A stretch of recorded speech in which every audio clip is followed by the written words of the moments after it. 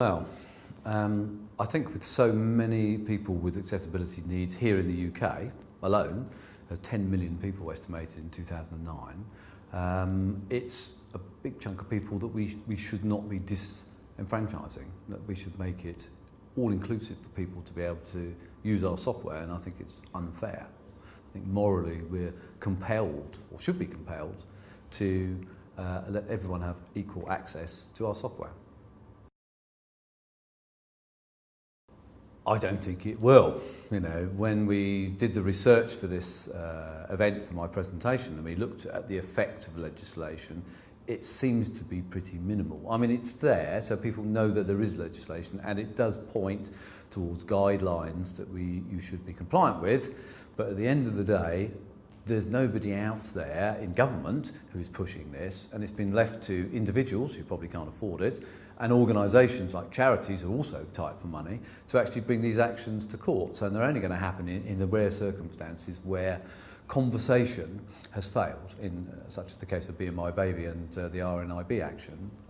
So I think it helps in that it's a background to things, but in itself it is not driving the change that we need. We need more than legislation. We need the people in the industry to own accessibility and to do something about it.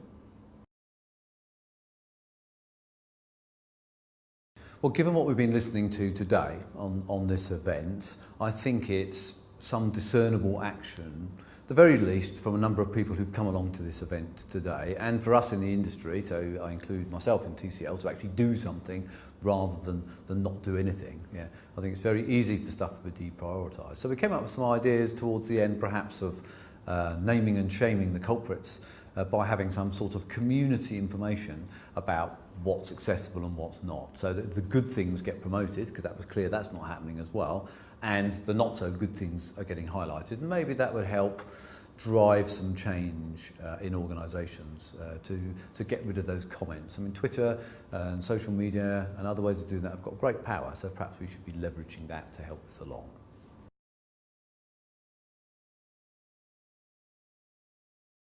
Well, yes, it's individuals that make a difference at the end of the day, and so what you've got to do is find something that you can do in your organisation, or maybe you might belong to some social groups and things where you can make an impact. So you've got to identify something specific that you can then follow up on. I don't think you can say it as a general thing for everybody, because everybody's very different. Today at the event we had an audience which included quite senior people in organisations, but also people who were doing the coding and the testing of those things, and from each of those perspectives there'll be different things that they can do. So individual, identify something specific that they can do and then drive that through.